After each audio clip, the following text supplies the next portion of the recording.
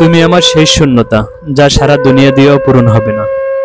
একটা শেষ হয়ে যাওয়া সম্পর্ককে নতুনভাবে শুরু করতে গেলে নতুন মানুষ লাগে না, নতুন একটা আবেগ আর ক্ষমার সুন্দর মন লাগে। স্বপ্নহীন মানুষ কখনোই বড় কিছু করতে পারে না, কারণ তারা বড় কিছু করার স্বপ্নই কখনো দেখে না। কথাবার্তা আর কুরুতের পরিমাণ খাবারের লবণের মতো হওয়া উচিত। পরিমিত হলে রুচিকর, অপরিমিত হলে ক্ষতিকর।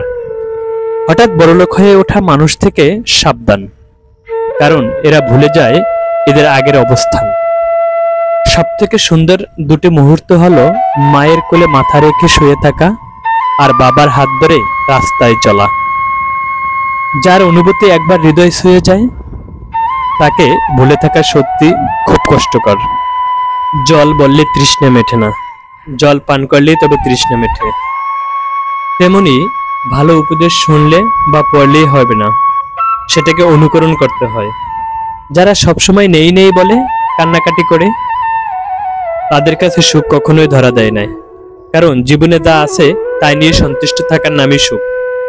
এই যে আমার খারাপ সময়, এটা একদিন কেটে যাবে, কিন্তু সেদিন অনেক মানুষ আমার হৃদয় থেকে বেরিয়ে যাবে।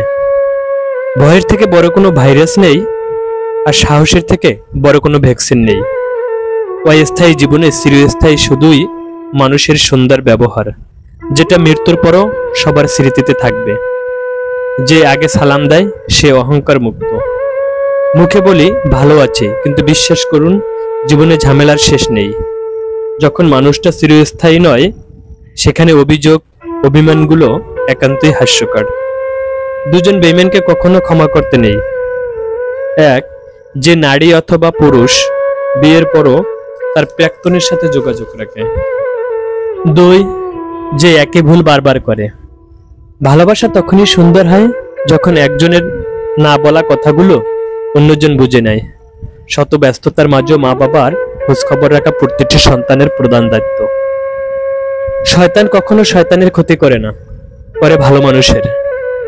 লোকে তোমার প্রশংসা করলে খুশি হইও না, আবার লোকে তোমার নিন্দা করলেও দুঃখ পেও না, কারণ লোকের কথায় কয়লা কখনো সয় না, শোনা হয় না। মিথ্যে দিয়ে কিছুদিন পর্যন্ত সফল হওয়া যায়, কিন্তু সত্যি দিয়ে প্রথমে কষ্ট হলেও সফলতা ধরে রাখা যায় আজীবন। দেরিতে হলো মায়ের বলা অধিকাংশ কথাই সত্যি হয়।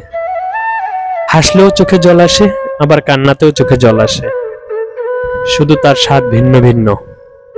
10 বছর আগের আমিটা হয়তো সুন্দর ছিল না, কিন্তু সুখী ছিল।